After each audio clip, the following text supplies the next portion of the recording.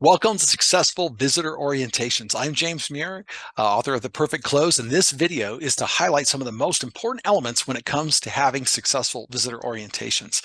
Now, it's not a comprehensive guide, but what we are going to do is quickly highlight some of the most important principles to remember in order to achieve outstanding success in our visitor orientations. And here they are. The first principle is just to simply always remember that referrals are hands down the best strategy for generating new business ever. Nothing even comes close. More on this in just a second.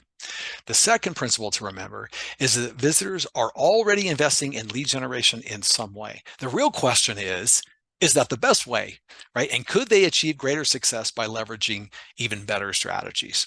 And then the third principle is simply that visitors want to be invited. They want you to invite them to join BNI. They want to be wanted, okay? And when we ask in the right way, we can achieve very, very high levels of success. Okay, so let's start by refreshing our memory on referrals. Okay, and by the way, this research has been done over and over and over again. It always turns out the same.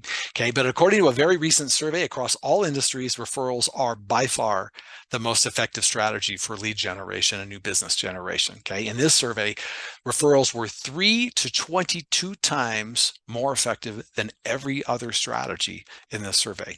Okay, 3 to 22 times. And here's just a tiny sampling of the amazing statistics that we have on referrals. In the conversion department, referrals convert to sales 3 to 500% higher than any other channel. Any other channel, right? And we saw that in the previous survey. It's the single most effective channel. Nothing else even comes close, right? The second place is so far along, it's hard to even see who second place is. Okay. In the value department, referred customers on average, they actually have higher value than non-referred customers. Referred customers spend an average of 13% more than non-referred customers. And referred customers have 16 to 25% higher lifetime values than non-referred customers. Okay. And here's my favorite statistic. Okay. Business people and entrepreneurs that actively seek referrals, they earn on average 4 to 500% more than those who don't. 4 to 500% more, not double, 4 to 500%. Okay, guys, there's nothing else even close to as effective as referrals are when it comes to new business lead and new business generation. Okay, but here's the irony in that exact same survey.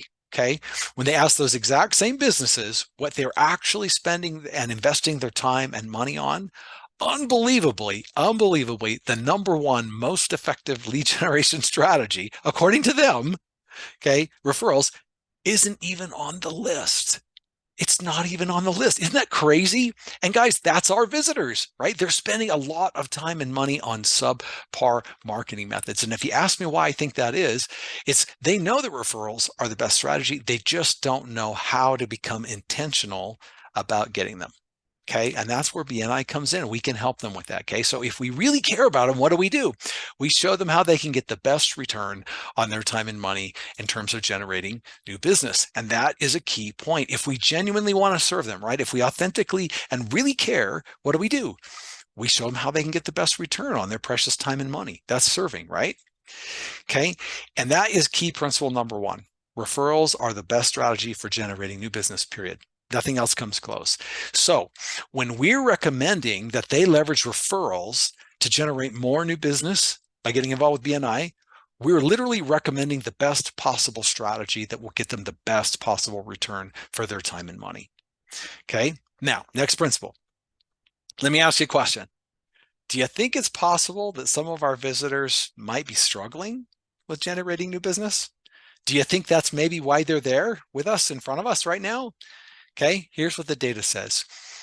77% of all businesses, okay, all sizes across all industries, say that lead generation is in fact their number one priority. It's the most important thing.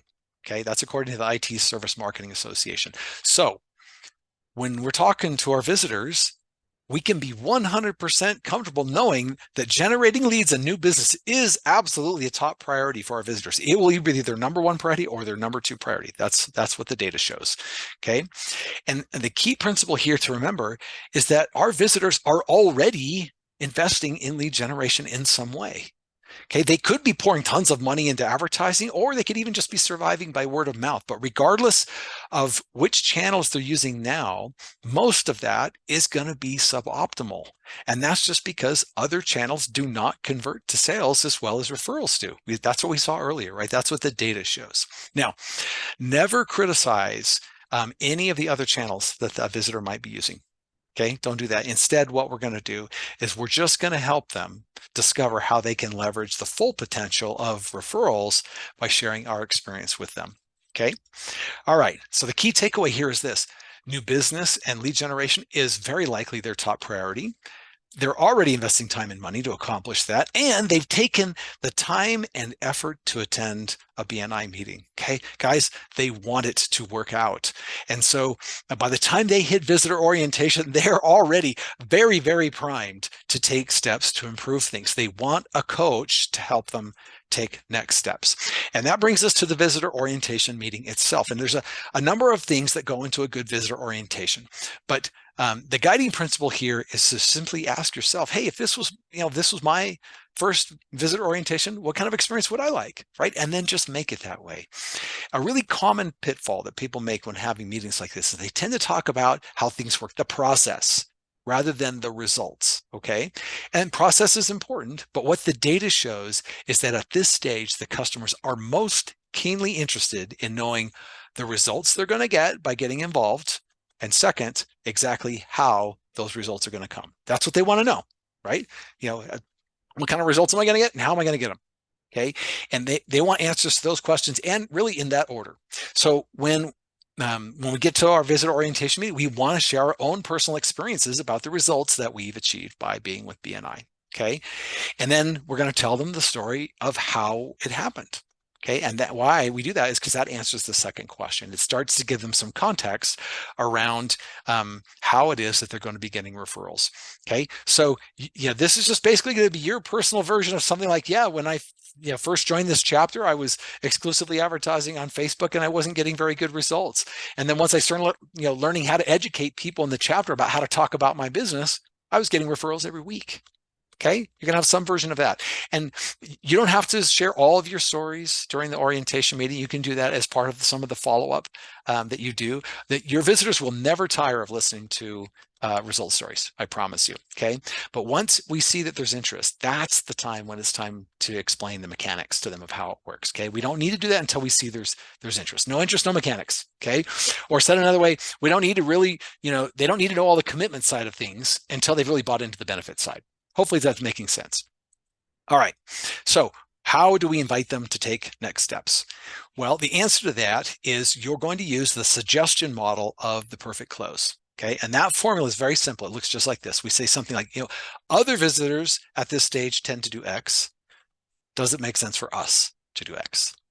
Okay, let me say that again.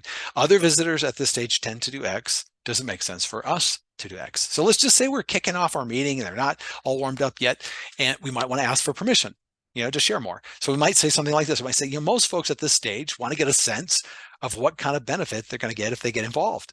Does it make sense for me to share some of the referrals that me and some of the chapter members have received since becoming a member? Okay, easy, right? All right, and then, or let's just say we're framing this as part of their overall marketing strategy. We might say something like, a lot of visitors at this stage are already doing various other things to generate new business. Does it make sense for me to share how referrals might fit into your current marketing strategy? Okay, do you see how it follows the formula there? All right, well, as it turns out, there are just 6 very common next steps for a visitor orientation, and you can see them all right here. Okay, along with a possible way to suggest that next step. Hopefully you're going to tailor all these to your style, right? But when we're starting out the orientation, there's kind of some permission-based ones like we were just talking about, right? We might want to share some results that we've achieved or how it might fit into their marketing strategy, or maybe even just what it takes, to get involved with BNI.